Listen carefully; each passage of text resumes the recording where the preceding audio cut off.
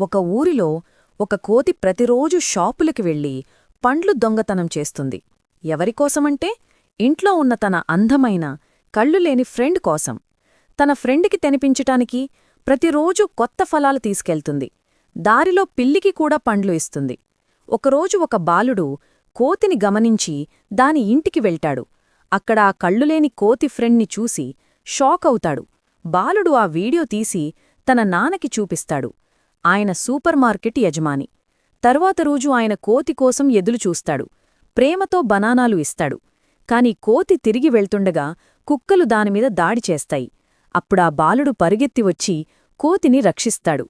కోతి కిందకి వచ్చి బాలుడికి థాంక్యూ చెబుతుంది. అలా వాళ్ల మధ్య ఒక నిజమైన స్నేహం పుడుతుంది. కష్టంలో ఉన్నవారిని ఆదుకోవాలి. అదే నిజమైన మనుష్యత్వం. మీరు కూడా ఈ కోతి కోసం సబ్స్క్రైబ్ చేస్తారా?